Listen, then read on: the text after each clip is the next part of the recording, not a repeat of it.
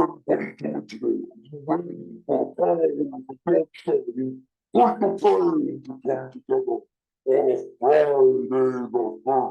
the 13th. Definitely have to be watching the video version of this if you're going to get to it. That's how we're going to do it. And man, did we get another crazy, stupid, boring Denver Bronco game last night. I've been saying this since last year. Who hasn't been saying it? But I say it louder than anybody else because that's who I am. And I am done with the Denver Broncos on night games. I don't care how many times you want to tell us that Russ is going to cook. He is only cooking interceptions. He was sucking last night. Dude, he was so bad last night. He knew it. You could see the look on his face. And like the Chiefs didn't even have to really work hard to beat him. But, 19-8. Thanks a lot, man. You just showed that you can keep running defense in the showdown slates at captain, and these people can keep winning because as long as the Denver Broncos are on any kind of night game, you can easily just play the defense of both teams because the game completely becomes a snooze fest. It's bad. Why does the NFL think that this is good for late night football? It's not. It drives all of us mad. You can't bet on it. Oh, okay. Well, that's what you do then. Well, that's okay. Because that's why we're here to bring the pain to the slates. We don't care what you do anyway. And I got a bone to pick with somebody, but we're going to kick it off real quick. Last week's Macho pick of the week came up with a strong game, but he didn't get that touchdown. He had a couple opportunities down there. Joe Mixon did not get it done, but that's okay. He still got the yards. He still got points. He was modest. He was cheap. He wasn't highly owned, and that's what we want to do on that. But man, the Chiefs I want to get back to the Chiefs. They looked okay. Like it seemed like Pacheco is getting stronger as the season goes on. So this is definitely, if you drafted Pacheco or you could have traded for Pacheco, you might want to trade for Pacheco right now.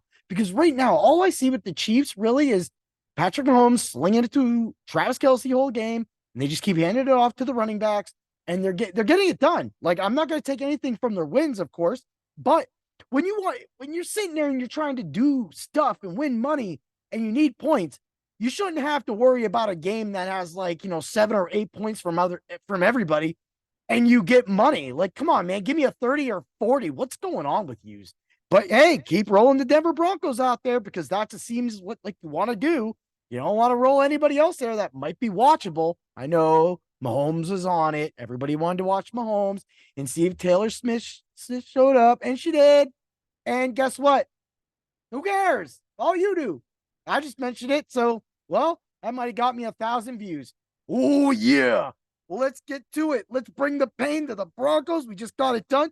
And I am about to just release all creation on this right now on one site. So, Bring the Pain, man, is always about, going after people and doing it. And you get my Macho pick of the week. So, you're going to definitely want to hang on that. I'm going to have a Macho bet of the pick week as well. So, that's going to be really fun to do. That's just something new I'm going to add. So, just, hey, keep on riding with the show because the show will keep riding. I'll keep adding. And you'll just get everything that you want for free. And then you can come over to the doc side. And you can join up and you can get everybody. There's too much is going on in the Discord that you just say, but hey, you gotta get there. So let's get to it. Who am I gonna bring the pain about? Who actually made me madder than the Denver Broncos? And this was about a week ago. So check it. Philly was at the Mets, right? And there was a doubleheader. So this is a baseball slate. So I know this is but hey, Bring the Pain can be anything right now. So we're sitting there, and I was really busy that day. And I ran in, and I looked at the pitchers. It's Quintana, probable, cool. Threw in this amazing lineup, right? And I'm like, all right, man, I'm going to win some money. This is going to be great. So I'm sitting there winning some money, and I'm like, wait a minute, what's up with my pitcher, right? Well, here it is. They put the probable pitcher as Quintana. Thanks, FanDuel. And they put a non-starting on McGill, which 80% of the field went to Quintana. So Quintana was 65% owned and only 1.7% owned McGill.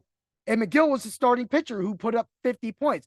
Now, Quintana had a good game too. If I would have got the Quintana points, I would have placed second. All right.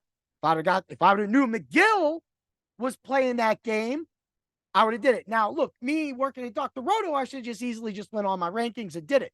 But if you didn't catch that at the beginning, I was busy. I was out. I didn't have any time to do that. I wanted to throw a lineup in to get a lineup in, and I got a lineup in, and I got a big zero from my pitcher, but I did return 5 times the amount of money that I won. But I'm like, I'm feeling jaded, but I ain't mad. Like, it's whatever, dude. Like, whatever. Win, lose, draw, still won money. I'm just going to bring it up. So I hit up FanDuel and their customer service, and dude was like, oh, yeah, we know about it. But if you would have went to the daily starts, you would have saw that Quintana was the second pitcher. I go, yes, I know that. And I did not do that because I was busy, but I understand that that's the way you're playing it. Totally came off like a total Delta Bravo. And at that point, I'm like, dude, like, I'm not even asking about money back. I'm not even asking about FanDuel points. I'm just saying it was a little shady. And maybe they should have went and included all the Quintanas because 65% of that field had Quintana. But I also joined that 65%. Good thing is I had a really good team and I still returned 5 times the amount of money that I put in, which is still awesome. But come on, man. FanDuel, that's why you got called out on the pain. And you can come back and say whatever you want. You can say what, you can talk, but that's just bad public. Like, if I'm more than me is hitting you up, that makes you look bad, right? So if it makes you look bad, like, why wouldn't you want to make that right? But how can you make it right? I mean, I don't care about the other people, of course. I mean, my subs, I do. I care about my subs. And if any of my subs run to there, I want them to get that too. But at the same time, I returned my money, luckily, with a 0 at pitcher. I mean, all they had to do was literally put probable pitcher on McGill and put not starting on Quintana. They flipped them. So everybody that went in there, of course, I fell into the same thing. But hey, that's what you wanted to do. That's what you said. That's what your note back to me said. And I'm like, cool, that's fine. And it was like, hey, you have a good night and enjoy your winnings. And I'm like, yeah, enjoy my winnings, huh? That's okay, buddy. That's okay. We still love you anyway, FanDuel. Oh, yeah. Well, let's get to the Macho pick of the week. Yeah. So that Macho pick of the week is, I love this guy. I love this guy ever since he came into the league. I love this guy when he got hurt and fought back. I love this guy the minute he took over a starting role. I love this guy the minute he got a starting role last year when Christian McCaffrey got traded. It's Donta Foreman. And tomorrow or Sunday, he is going to ball. Look, I know y'all think I'm crazy. But I've seen this man get handed the keys to the Ferrari way too many times, and he just does everything possible to make the most of it. So when I see that, and I know that opportunity is there, and I do like the Bears tomorrow. What? How can you like the Bears against the Vikings? Well, because the Bears are home. It's cold. Minnesota don't care about that. But Kirk Cousins is kind of a wreck in a way. He's turning the ball over. If you start turning the ball over with those linebackers in Chicago, we're talking about TJ Edwards, Tremaine Edmonds. You got Brisker back there. The list goes on.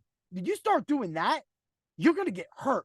And all you got to do is get that turnover, and then you get the Donta Foreman touchdown. And that's how we're going to lock and load it. Is he going to score? I don't know, but I got a prop bet for you right here. Oh, on FanDuel, because I still love you, FanDuel. On FanDuel, over 50.1 yards rushing. Right now, you get a negative 114. Don't go to the alternate yards because the same stat gives you a 122 negative. So don't play with that. He does have a plus 165 at the moment for a rushing touchdown. So with all the running backs practically being out in Chicago, they have no other choice but to go to the big veteran. And Donta gets those carries like they got last week, he's done. I'm telling you, this man is like a wrecking ball. He gonna wreck them. He gonna bring the pain for all of your DFS sites. Hey, you got him. If he's still on the league waiver wire, go get him right now because you can win with him. He will fill in perfectly because, man, half my team got hurt last week and I got bye week. So guess what? Donta Foreman stepping it up. Dig it, people. May the points be with you. Have a great day. And always remember to bring the pain. Ooh, yeah.